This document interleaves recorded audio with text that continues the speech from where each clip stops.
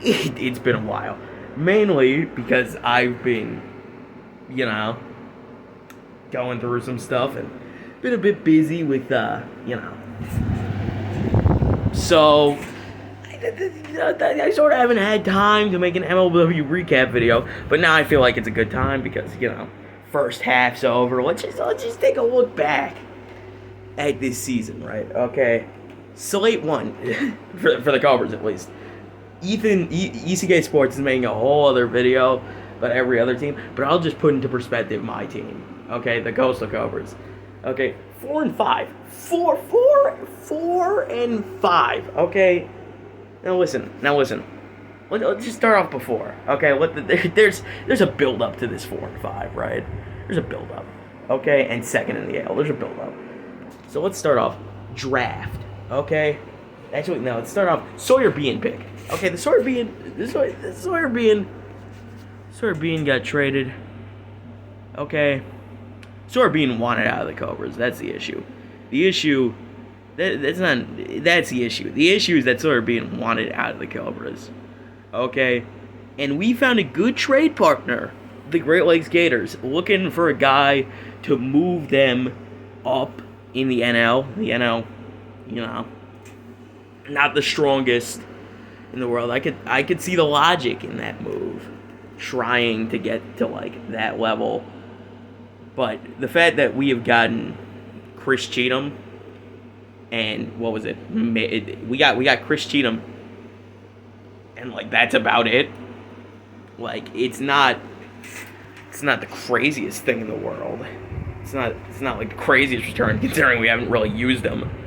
So I could see it. I'm still sort of bitter about the trade, but here we are. We're just gonna have to deal with that, move on. Hopefully it doesn't affect us this much into the next season. And then the draft comes. Okay, Cobras have the second overall pick. Okay, Jeremy Adams.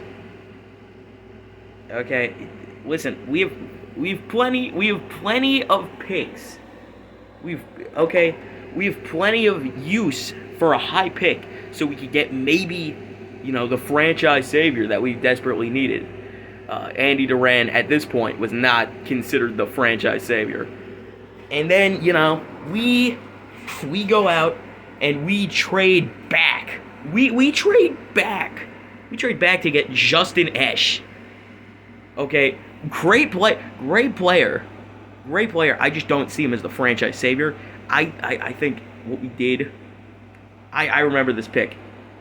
Everyone was clowning on the Cobras for Justin Esch, including me. Okay, because it was bad.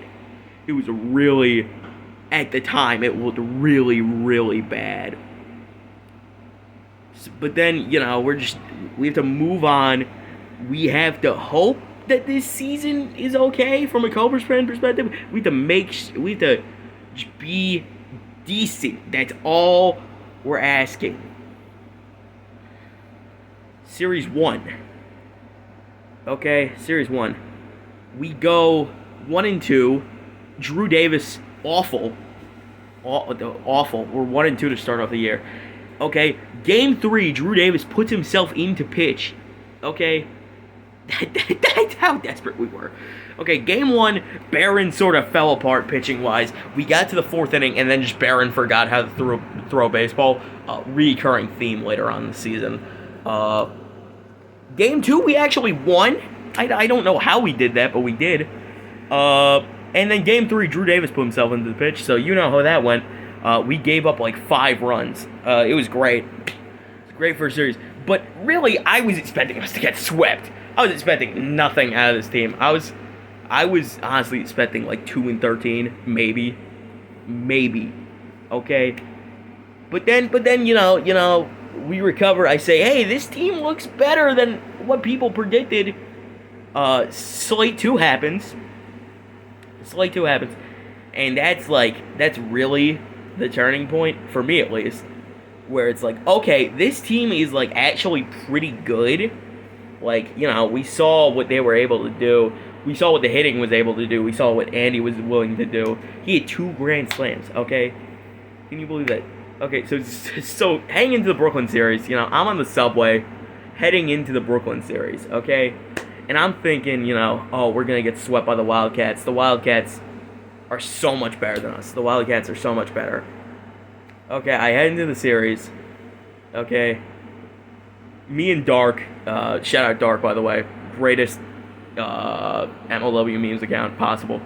And, we're just both there, and we're watching, he's a Magic fan, and we're just watching our beloved Coastal Cobras getting killed game one. And I immediately gave up on the series. I was like, no, there's no way we win even a single game.